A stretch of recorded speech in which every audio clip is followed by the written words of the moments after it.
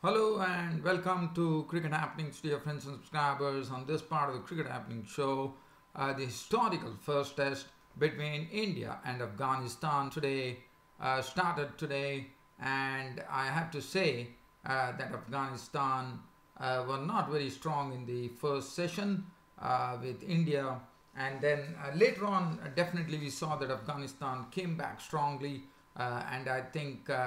Yeah, one has to really give them credit. This was their first day in Test cricket, and I thought I would still give them some credit, even though India amassed a score of 347 for 6 with two centuries to both the openers. Shikhar Dhawan, in fact, became the first Indian player to score a century before lunch. We have had some great hitters in the past, like Buddhi Kundaran of the past, probably of almost like a very ancestral, I would say, Buddhi Kundaran. And then we had Farooq Engineer, the wicket keeper, or Virendra Sehwag, the Indian player, as many would remember.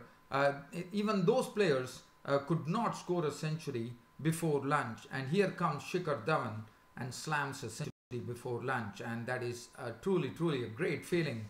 That too on the first day of the first test match. In fact, Shikhar Dhawan slammed a century before lunch. So that was the highlight of today. And Vijay made 105, and then all the others chipped in. But even though the whole Afghanistan contingent, which was making its debut, playing their first ever Test match in history, struggled a lot, I thought they came back very hard on the Indians as they picked up 5 wickets for 63 runs. And that's the precise reason they were 6 down for 347. We'll come back to that. I will definitely talk about this particular match in more detail. And the other match that happened, this was the second test match between Sri Lanka and the West Indies. And the Sri Lankans, well, driven by a Dinesh Chandimal century, not a breezy one at that, more of a responsible knock from Chandimal. But that was good to see, driven by that. But the West Indians, Shannon Gabriel, was all fire and brimstone as he produced some unplayable deliveries, and as the ball was seaming around as well. And the Sri Lankans were bowled out for 253 at stumps. West Indies were 2 for no loss. I'll come back to that as well. So, but first, I'm definitely going to dwell on the first day's play in the historical first test match for Afghanistan in their history versus India. So it all started with the Indians actually winning the toss and electing to bat. So Ajinkya Rahane, the captain, electing to bat there first, with Murali Vijay and Shikhar Dhawan opening the innings. So basically, I was telling you that they might be a sort of a conundrum as to who would play, but they decided to play Murali Vijay, Shikhar Dhawan, Rahul, all the openers. So Rahul was dropped in at number 1 spot.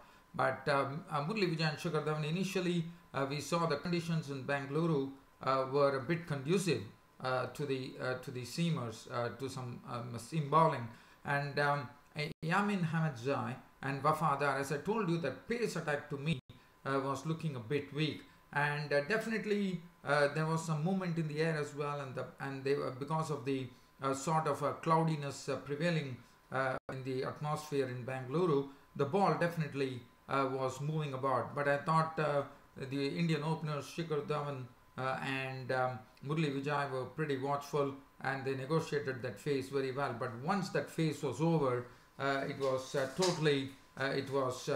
domination by Shikhar Dhawan. Shikhar Dhawan was simply into his element, and he was stroking boundaries at absolute will. And one has to then, Murali Vijay on the other hand also was doing a similar thing, but probably not at the same speed at Shikhar Dhawan. As you know, Murali Vijay likes to settle down, and he was taking full toll of the loose deliveries. Well, if you look at the bowling, Yamin Hamadzai and Wafadar, later on we saw they gave a lot of loose deliveries. There was a lot of full tosses being bowled and that were dispatched well. Wafadar also is a bit of a skiddy bowler. Yamin Hamadzai is also another good bowler. But Yamin Hamadzai and Wafadar, I'm sure they have not played a lot of 4-day matches as well. And so the pace attack consisted of that. And the spinners of whom one was really raving about as far as the captain Afghanistan was concerned. Definitely they found, I thought the bowlers did not strike to a length. Rashid Khan was very costly. Mujibur Rahman, his line was awry, and definitely it forced Afghanistan to come and bowl a few overs as well. But the partnership went on, started blossoming, and before lunch, Shikhar Dhawan, as I said, became the first ever Indian player in the history of Indian cricket to score a century before lunch, and that is a phenomenal feat. It has been done in the past by a few players like Victor Trumper, Wally Hammond, former Pakistani great, a wonderful opener Majid Khan, and then we have these are the players who have actually done it in the past, and there were five players who have done it in the past, and he's one of them. So that's really a sort of a great start, as would say. So Shikhar Dhawan really slamming the bowling, and after lunch, finally they got their first breakthrough only after lunch. As let's see what happened. So the first wicket, Shikhar Dhawan was simply breezing along, and he had made 107 of 96 deliveries out of a total of 168 when the score read, with 19 fours and 3 sixes. And if you look at it, the first wicket to go was Shikhar Dhawan. Now Shikhar Dhawan's wicket was taken by Mohammad Yamin Hamidzai. This is his first wicket in Test cricket. This was a ball which was going away from the off stump. It was not something that was drivable length, one would say, and Shikhar Dhawan tried to do the same, and he caught a sort of a thickish edge onto it, and the ball went at shoulder height, and I thought Nabi at first slip really snaffled it well. So that was the first wicket. So wicket number one, the first wicket for Afghanistan in their history, Shikhar Dhawan was the man, and 168 for 1 with Shikhar Dhawan out for 107. After that, we had Murli Vijay being joined in by KL Rahul. KL Rahul played his usual trademark strokes that he is known to, and he's someone who keeps the scoreboard busy as well. And there was a good sort of sense of urgency in running between the wickets as well. And then the next wicket to go was another partnership ensued between Murli Vijay and KL Rahul, which actually added 112 runs to the good. And the next wicket to go was Murli Vijay. Now this was a good delivery from Wafadar. What Wafadar did was actually he got a ball to actually Dar 10 from Dar 10, and Vijay went on to shoulder arms to the delivery, and he was wrapped on the pads up. When the umpire's finger did not go up, it went for a review, and in the ball tracking, it was found that there was some late movement, and Murli Vijay was walking back to the pavilion. LBW bowled Wafadar for 105, which consisted of 15 fours, which had 15 fours and 1 6. Now this was a very purple phase for India, and after that the Afghanistan bowlers slowly started coming into their own. The next wicket to go was KL Rahul. Now again, KL Rahul's wicket was taken by Yamin Hamidzai. Now this was a ball, it was not a good shot, I thought. It was a widest length delivery, and in fact he wanted to Rahul wanted to actually play the ball through the cover point region, and on the process he inserted the ball. He chopped the ball onto the stumps, and the score read 284 for 3, and this was a sign of Afghanistan reeling. And what was surprising was that it was good to see the Afghanistan bowlers Ahmedzai and Wafadar getting some late movement with the old ball and some reverse swing as well. So that was something which was a point to be noted there. And then we had Cheteshwar Pujara and Rahane at the crease. Well, the Indian captain Ajinkya Rahane was the first test victim of Rashid Khan. Now this was this was a ball from Rashid Khan. It was a leg break delivery. Rahane was shaping to flick the ball on the back foot, and it went and hit his back pad, and it was actually pitched on the line of the middle stump, and the first test wicket for Rashid Khan. He beat him for pace there, and Rahane was walking. LBW bowled Rashid Khan for 10 with 2 boundaries. So that made the score 318 for 4, and with only 10 runs added, a very big wicket I thought for the Afghanistan, because this man could have really ground out the Afghanistan attack, and it was none other than Cheteshwar Pujara, the rock of Indian batting. That was a brilliant catch, one thought, and Mujibur Rahman got into the act. So Mujibur Rahman, the 17-year-old, getting his first test wicket. Now this was a wicket where he was definitely posing problems for Pujara time and then, and finally he landed a googly just on the right spot to bring, Pujara was into a forward prod, but what happened was the ball took the edge. In fact, there was some bounce as well, and it took the shoulder of the bat, and what a catch by Mohammad Nabi. Tremendous catch from Nabi. He was placed at leg gully, and that was a sort of a very good fielding placement, I thought, by the captain. And Nabi actually, he had dropped a catch in the previous over, but he made sure that Pujara, they would be seeing the back of Pujara quite soon, as he dived at leg gully and snapped a beautiful catch, which was really a wonderful catch. I thought it was the catch of the day.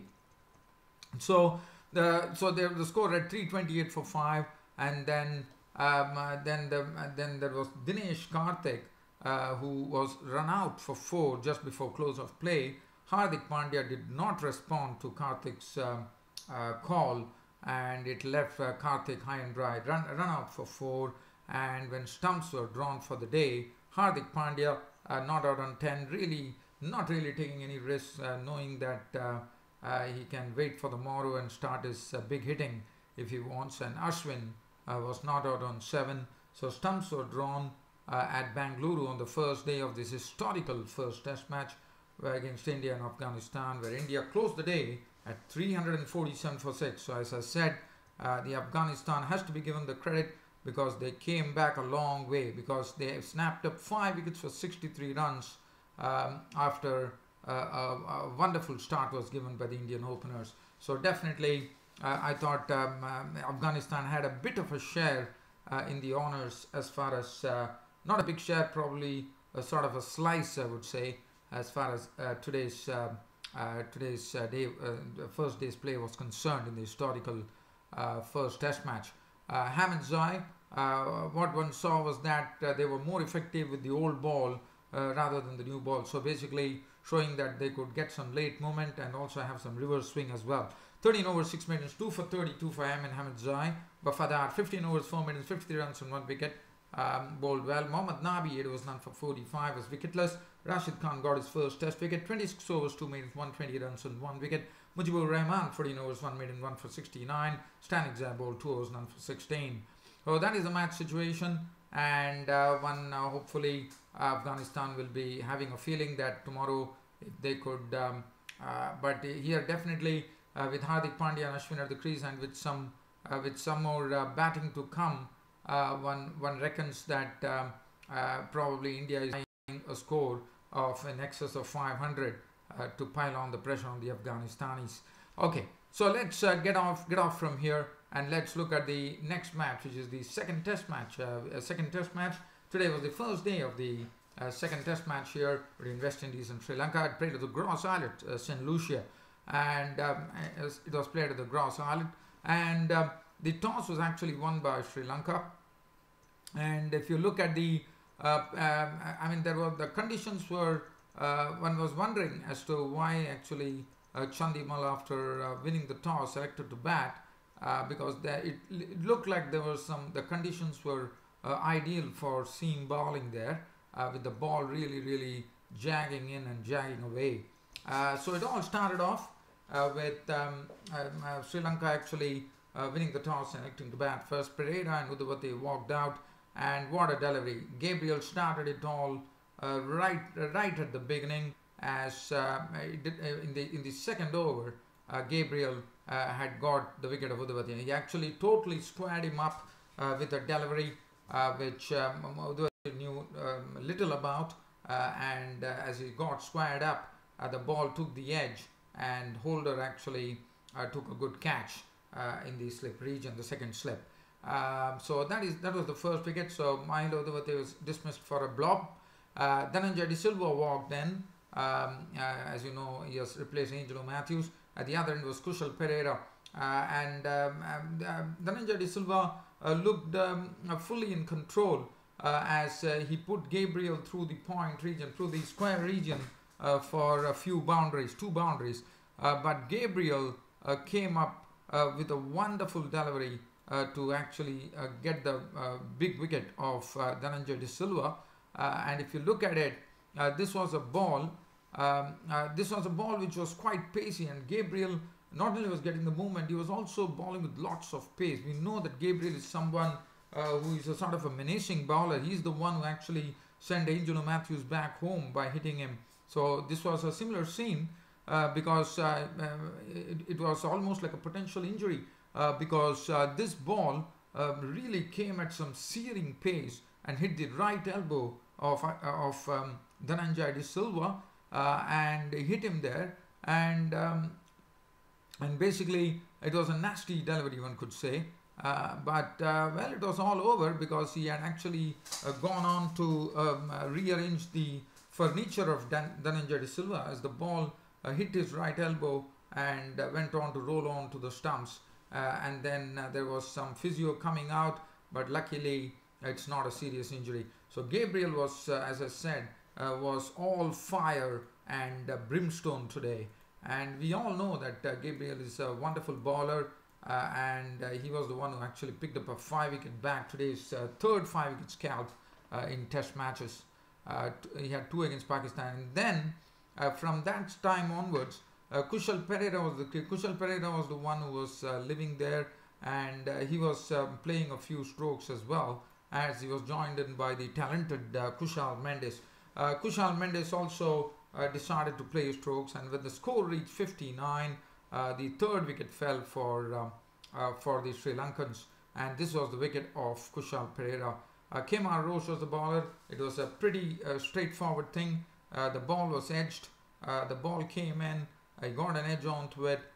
There was no footwork from Kushal Pereira, and the ball went on to settle into the hands of Holder. And then we saw that Dinesh Chandimal, the captain, walked in and joined Kushal Mendes, and Kushal Mendes had got 45 to his name with 8 delectably timed boundaries, and that was the time for a change from Gabriel and Roach, which was Holder who actually picked up his wicket, and this was the ball was actually shot on the middle stump, and Mendes was cramped for room there as he tried to pull, and the leading edge actually went on high in the air, and it was Shane Dowditch behind the stumps who ran around and picked up this catch, and as Kushal Mendes was gone. But Dinesh Chandimal was there. He was looking in fine touch as he had the company of Roshan Silva coming in, and once again Gabriel was back into his second spell, and Gabriel once again started knocking wickets.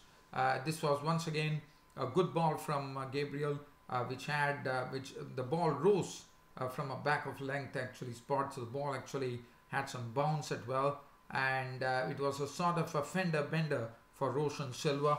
As he did that, the ball took the shoulder of the bat, and it went into the safe hands of Holder. So Holder once again in business as far as catching is concerned. Dikwala was the next to go.